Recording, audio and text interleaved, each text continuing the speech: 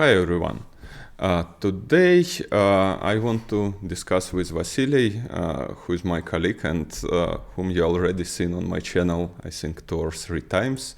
And I want to discuss with him about a new article about robots. It's RT-1, Robot-Transformer.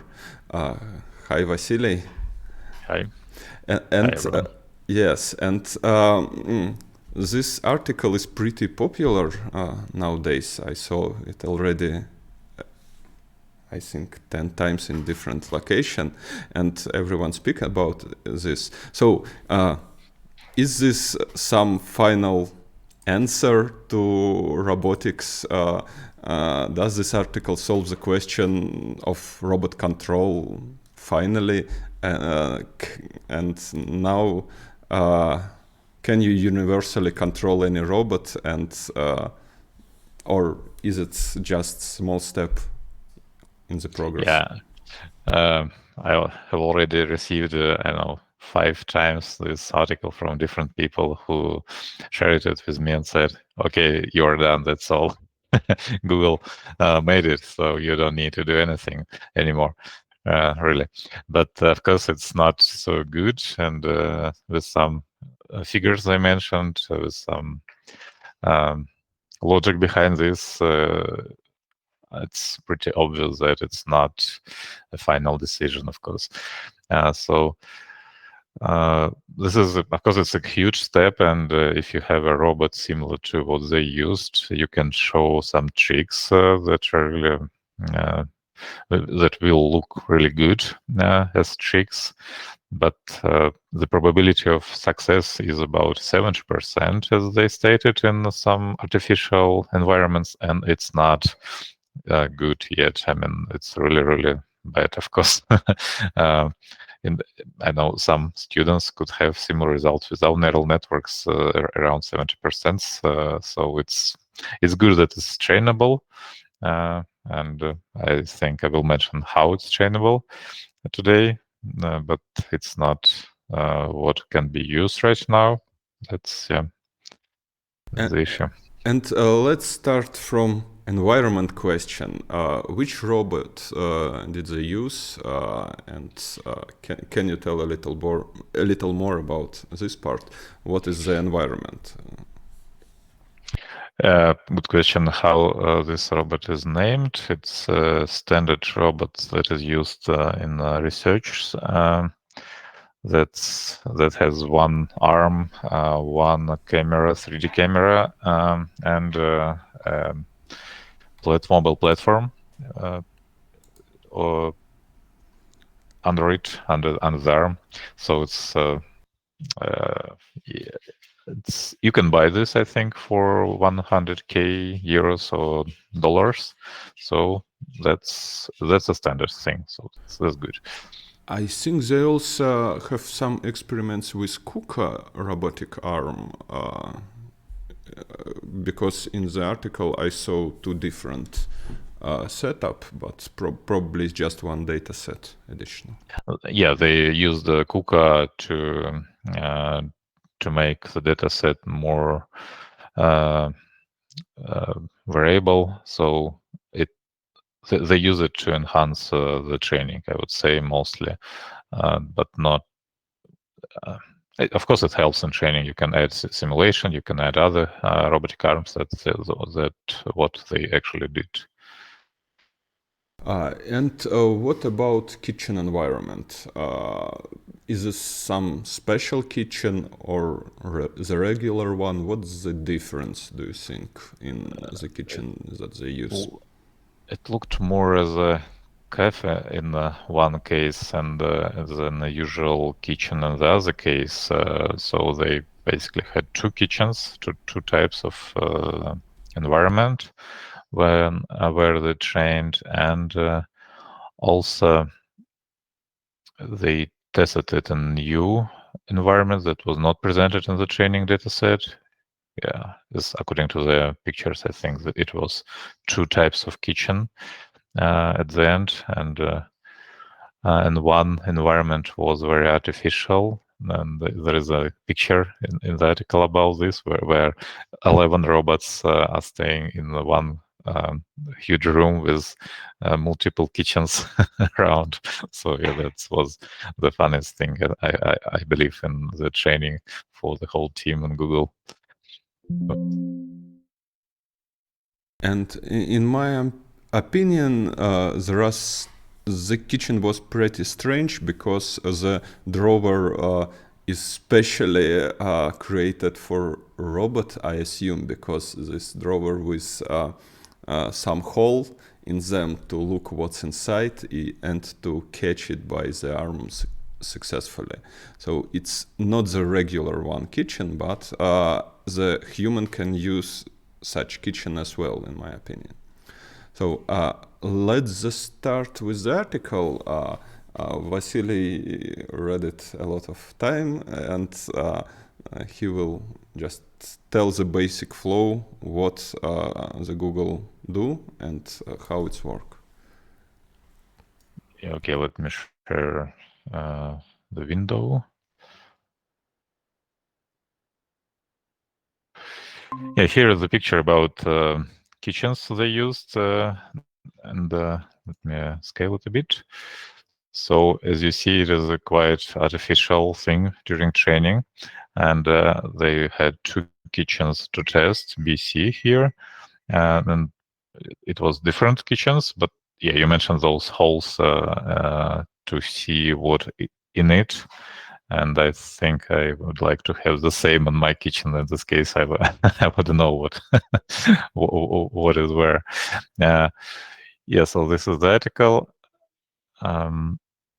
It's some visualization about what's happening here.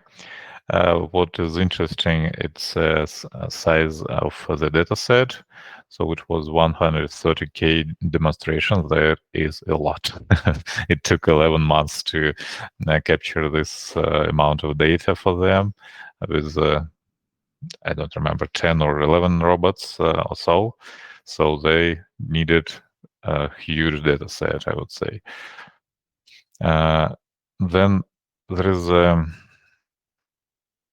their input, their Robotics-Transformer, and the output of this neural network. So what is important here is that the input is actually 6 images. So it's a sequence of images that is also strange that it's only RGB without depth map. That's really unusual, but somehow it works.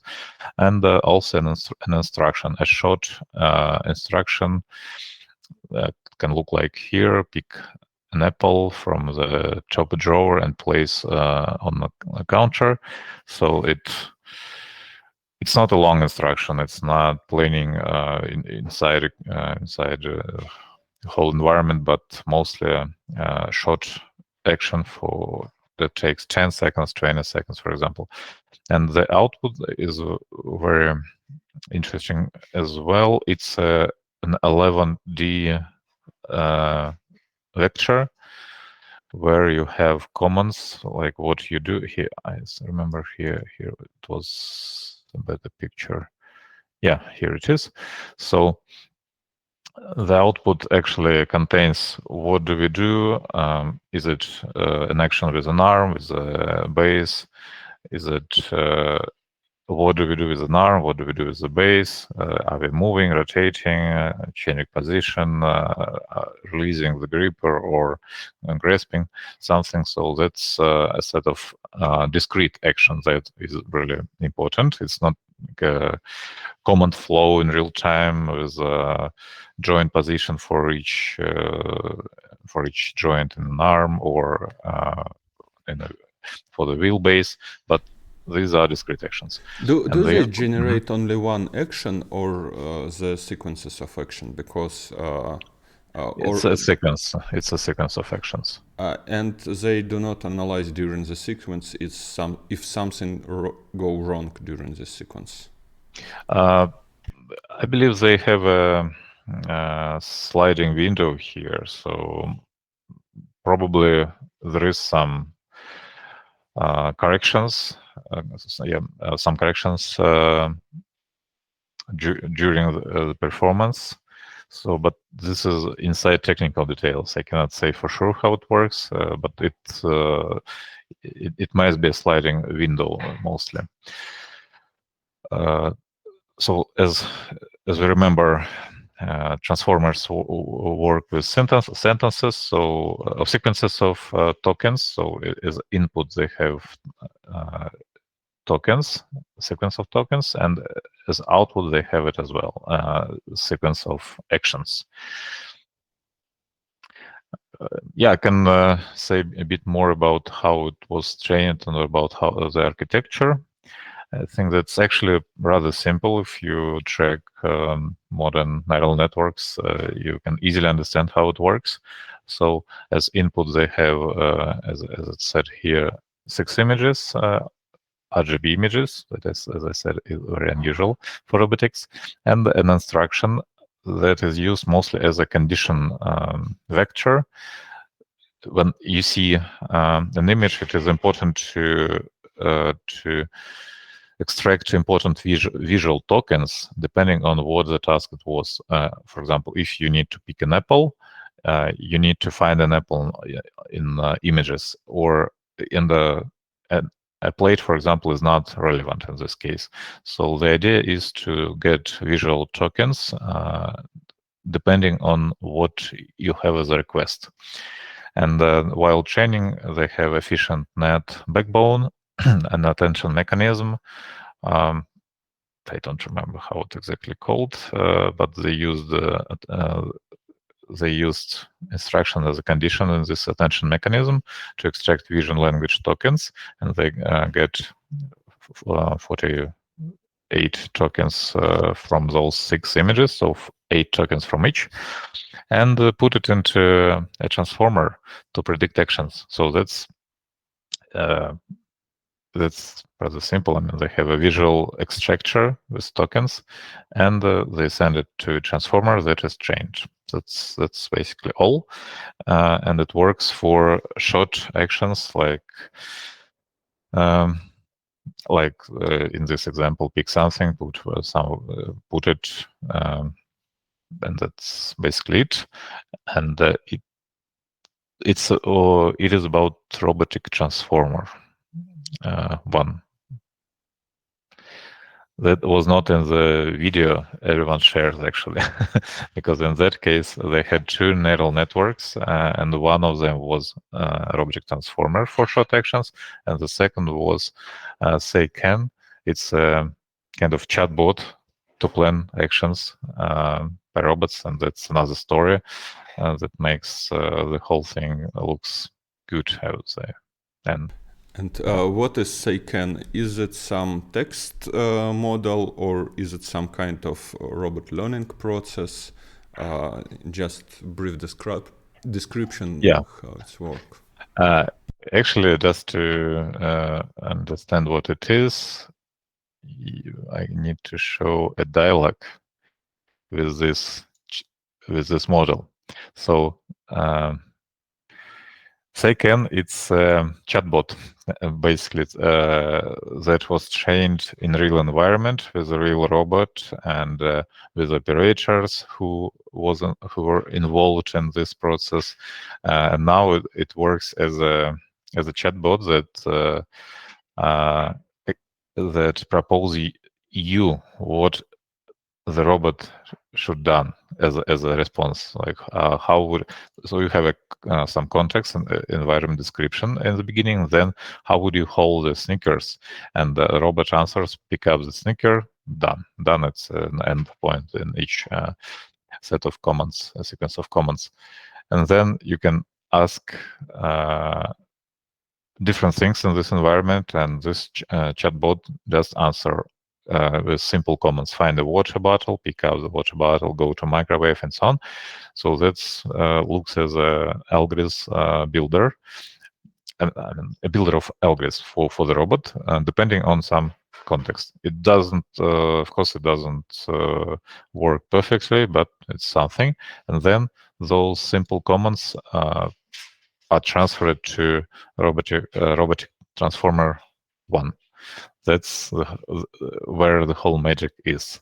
So they combine two models, and starting from that moment, they could estimate the accuracy of the whole process. And I can check what they achieved long term. Yeah, as far as I remember, they could reach 67% accuracy in long-term tasks in those kitchens. That's really good, but at the same time, of course, it's not so useful when it's not so far from 50%. Will it happen or not? But still, that's of course a very good result. Yeah. So it's about long horizon robotic scenarios, and that's what looks perfect in the videos, of course. So they combined SayCan and RT-1 and got the execution success rate 67% on two different kitchens. So that's what we say in the video. Okay, and pretty interesting point that they do not use a lidar. And one of my question, how do they navigate in this kitchen without lidar? It's thanks to transformer magic, I would say, and convolutional neural networks as a fish and that backbone. Mostly you can do this from just visual guidance. We did it as a to example with our robot a couple maybe months ago. Basically, you just need to find a gap where you need to drive, and you just go there. So that can work, of course, with 67 success rate. Of course, lidars are better, and planning is a good mechanism that trajectory planning in with lidars, it works 100% accurately right now. But the main idea of this work and Google Brain team, robotic team, is to get to make it work directly from operator's control. So the whole idea, we have a couple of years of experience, and then we change something, and it works more or less. So of course there are better tools, but as a research, it works, and why not? So you can see a drawer. You can check the environment around you, find a drawer, and go straight to it. Why not? It works. And the question that bother me the most when I looking at this video and this article, they use comment like bring me some chips from drawer, and there are tens of drawer in this kitchen, but the robot come to some specific one, open it, and and the chips are there. How this magic happen? Yeah, of course there is. It's some kind of magic, definitely. And I showed these sets of commands. It's what the real example. And as you see here, you have an instruction: open top drawer and pick up something from it, right? So you must be very specific in what drawer you open or robot opens. So that's there is no magic in it. There must be an instruction. And if you remember this SayCan model, you had to give some context about what's happening. So you need to give an input here. I have an apple in a top drawer, and so on. So, of course, there should be this long-term memory somewhere, and SayCan is is what does this magic, and of course this is a hidden thing, but it's possible to do in practice with giving this additional information. But probably just because the drawers have some holes in them, and probably robot can just see what's inside the drawers. But I'm not sure about this. But In this case, no, definitely not. Yeah, we can. Yeah. Here is the underexposure, and then so only when it starts to open, you see that it is inside. I believe it's also possible to get this output from the language model. Like, okay, if I don't know in which drawer it is, just check everyone one by one. Why not? So it can be splitted into instructions. Check the first, the second, the third, and so on. And the robot can do this with some success rate, but they have up to 50 instructions as far as I remember. Maybe it could be too many instructions to check every. Okay, and what do you think about the accuracy of not accuracy of command, but accuracy about how accurate this robot can be? For example, if I ask him to take the spoon, will it be possible? Because the input image pretty small, and for robotic arm you need pretty specific command to work with such small objects. That's a good question.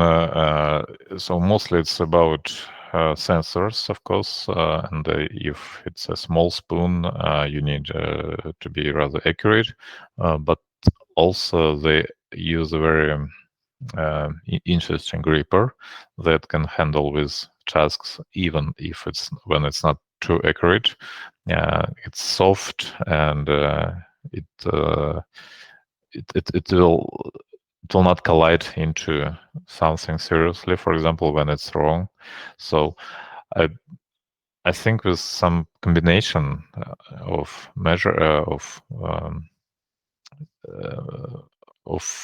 and tricks mostly, they can achieve rather good accuracy. And for example, here they stated 97% for each instruction in scene tasks with scene objects, and probably they had spoons.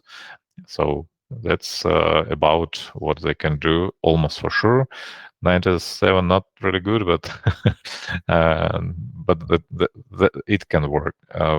And of course, if they will try 3D cameras, I believe this could be even better. So it can work, but not with the sensors mostly. But the cons of this gripper, I think it's ability to took some heavy objects. So with such gripper, it will be pretty hard to took some, I don't know, 1 liter bottle or something like this. I think it's okay for 1 liter. It's maybe half a liter.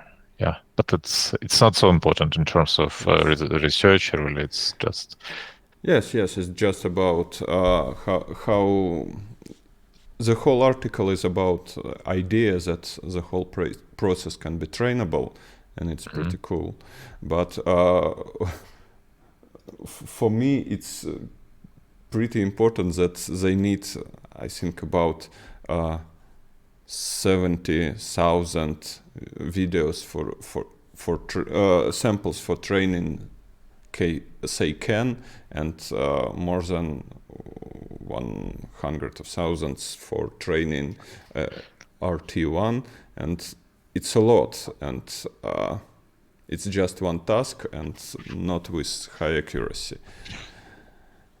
Yeah, actually, it looks as a dead end in some sense, because they changed only one application, and rather simple.